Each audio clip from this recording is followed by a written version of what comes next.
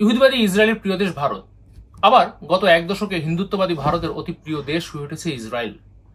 ইসরায়েলের প্রধানমন্ত্রী Benjamin Netanyahu আর ভারতের প্রধানমন্ত্রী নরেন্দ্র মোদীর দহরম মহরম দেখে মনে হয়, তুমি আমার আশা, আমি তোমার ভালোবাসা। আহা, কি মধুর প্রেম। নেতানিয়াহু আবেগে আপ্লুত হয়ে বলেছিলেন, ভারত আর ইসরায়েলের বিয়েটা হয়েছিল নাকি স্বর্গে, আর সেই সম্পর্কের প্রয়োগ ঘটছে এই ধুলির ধরাতে। আহা হা হা। This is a cooperation, it's a marriage really made in heaven, but we're implementing it here on earth. শুধু মোদি নয়, ভারতের জনগোষ্ঠীর একটি বড় অংশের তীব্র ভালোবাসা এখন ইসরায়েলের প্রতি।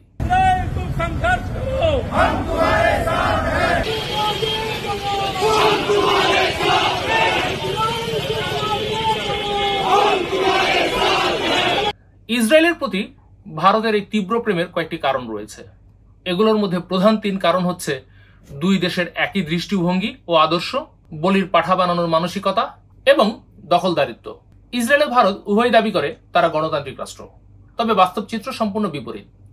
ইসরায়েল প্রতিষ্ঠিত হয়েছে ইহুদিবাদী আদর্শের উপর ভিত্তি করে। দেশটির অধিকাংশ মানুষই বর্ণবাদী আদর্শ লালন করে।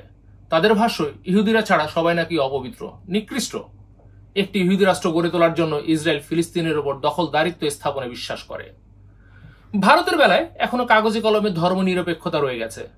বাস্তবে ভারত শাসন করছে একটি উগ্র হিন্দুত্ববাদী দল, যারা ভারতকে একটি উগ্র হিন্দু রাষ্ট্রে পরিণত করতে চায়।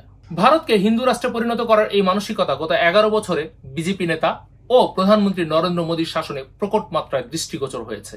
কারণ বিজেপি আগাগোড়া একটি হিন্দুত্ববাদী দল এবং তারা হিন্দু রাষ্ট্রতত্ত্বে বিশ্বাসী।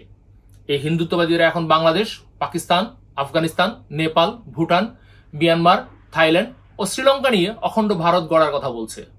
ঠিক একইভাবে ইহুদিরা ফিলিস্তিন, সিরিয়া, জর্ডান, ইরাক, সৌদি আরবের একাংশ এবং মিশরের একাংশ নিয়ে বৃহত্তর ইসরায়েলে বিশ্বাস করে।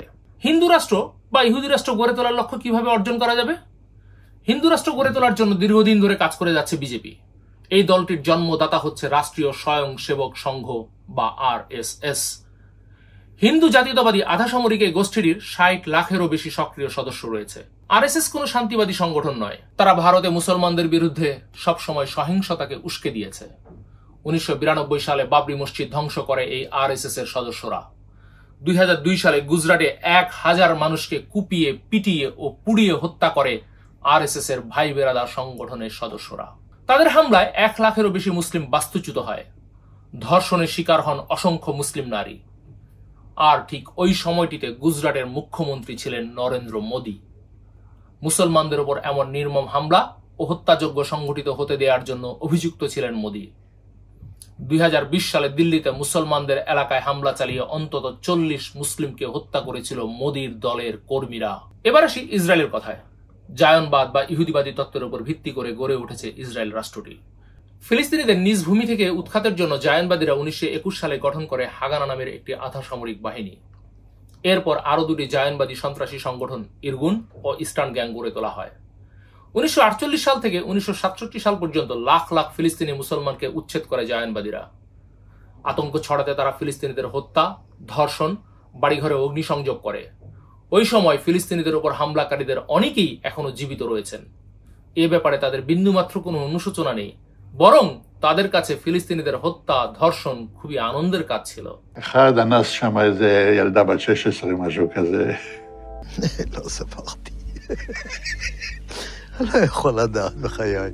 היה לי জায়নবাদী ও হিন্দুত্ববাদীদের মধ্যে একটি বড় মিল রয়েছে, আর সেটি হচ্ছে তারা উভয় ইসলামকে ঘৃণা করে। দুই দেশের কাছেই বলির পাঠা মুসলিমরা। ভারত ও ইসরায়েল উভয় নিজেদেরকে ইসলাম বা ইসলামী সন্ত্রাসের শিকার হিসেবে উপস্থাপনের মাধ্যমে গল্প তৈরি করেছে। ইসরায়েলের বেলায় হামাস ও ফিলিস্তিনিরা সন্ত্রাসবাদী, আর ভারতের বেলায় পাকিস্তান এবং তার নিজস্ব মুসলিম সংখ্যালঘুরা হচ্ছে সন্ত্রাসবাদী ও শত্রু। মুসলমানদের হত্যা, নির্যাতনের বৈধতা আদায় ইসরায়েল বলির পাঠা হিসেবে ব্যবহার করছে তথা কথিত ইসলামী সন্ত্রাসবাদকে। I mean, there's 200 million Muslims living in India. That's the second largest Muslim population in the world.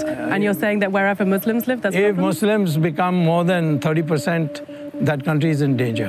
মজার ব্যাপার হচ্ছে, ইসরায়েল রাষ্ট্রটি প্রতিষ্ঠিত হয়েছে ইহুদি আধিপত্যবাদী মিলিশিয়াদের হাতে, যারা আদিবাসী ফিলিস্তিনিদেরকে সহিংসভাবে উচ্ছেদ করেছিল তাদের নিজ বাসভূমি থেকে। 1948 সাল থেকে ইসরায়েলের এসব নৃশংস কর্মকাণ্ড চলছে। আধুনিক অস্ত্রে সজ্জিত ইসরায়েলি বাহিনীর বিরুদ্ধে ফিলিস্তিনিরা যেভাবেই পারছে প্রতিরোধ চালিয়ে যাচ্ছে। যুগ যুগ ধরে চালিয়ে আসা ইসরায়েলের নির্যাতনের কারণে হামাসের মতো প্রতিরোধ আন্দোলন 7 অক্টোবরের মতো অভিযান চালাতে বাধ্য হয়েছিল। তথাকথিত ইসলামী সন্ত্রাসবাদকে বলির পাঠা বানানোর অবশ্যম্ভাবী পরিণতি হচ্ছে উচ্ছেদ ও দখলদারিত্ব এবং ইতিহাস পরিবর্তন। আর এটাই হচ্ছে ইসরায়েলকে ভালোবাসার ভারতের তৃতীয় কারণ। বিজেপি ক্ষমতায় আসার পরে ভারতে মুঘল সাম্রাজ্যের ইতিহাসের অধ্যায়গুলো পাঠ্যপুস্তক থেকে সরিয়ে দেওয়া হয়, শহরগুলোর নাম পরিবর্তন করা হচ্ছে, এমনকি পৃথিবী বিখ্যাত তাজমহলকে হিন্দু মন্দির বলে দাবি করা হচ্ছে।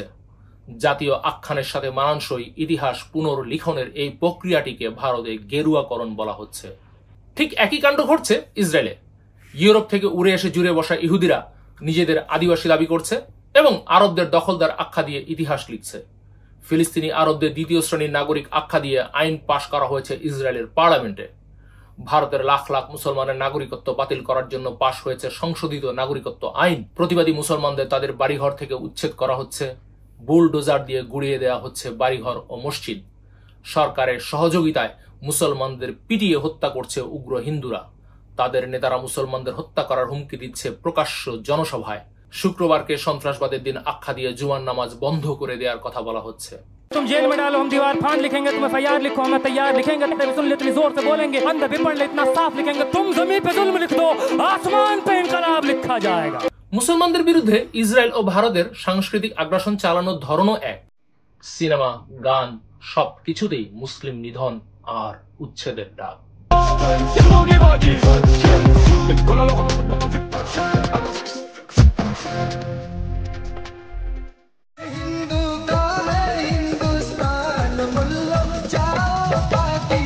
ভারত ইসরায়েলের সামরিক সরঞ্জামের বৃহত্তম ক্রেতা। ইসরায়েল আবার কাশ্মীরের মুসলমানদের নিধনের জন্য মোতায়েন ভারতীয় বিশেষ বাহিনীকে প্রশিক্ষণ দিয়েছে। মুসলমানদের নিপীড়নের ব্যবস্থা ইসরায়েল ও ভারতে শুধু একই নয়, বরং তারা এ ব্যাপারে একই মায়ের পেটের ভাইয়ের মতো। ইসরায়েলি সেনাবাহিনীতে কাজ করছে উগ্র হিন্দুত্ববাদীরা। গাজায় যখন ইহুদিবাদীরা হত্যাযজ্ঞ চালাচ্ছে, তখন ইসরায়েলকে অস্ত্র সরবরাহ করছে Bharat. In Gaza are by Indian soldiers serving in the Israeli army. ভারতে ইসরায়েলের লক্ষ্য অভিন্ন, মুসলিম নিধন এবং উগ্র সন্ত্রাসবাদী ধর্মীয় রাষ্ট্র হিসেবে নিজেদের প্রতিষ্ঠিত করা। তারা হয়তো এই লক্ষ্য অর্জনে সফল হবে, কারণ আরবের ঘোমটা পরা শেখদের কানে নিপীড়িত মুসলমানদের কান্নার আওয়াজ যায় না। আর আমরা তৃতীয় বিশ্বের মুসলমানরা ব্যস্ত ক্ষমতার কামড়াকামড়ি আর লুটপাটে। ওয়ালটন এখন দেশের সীমানা পেরিয়ে পৌঁছে গিয়েছে 50টিরও বেশি দেশে। ওয়ালটন, ঘরে ঘরে বিশ্বজুড়ে।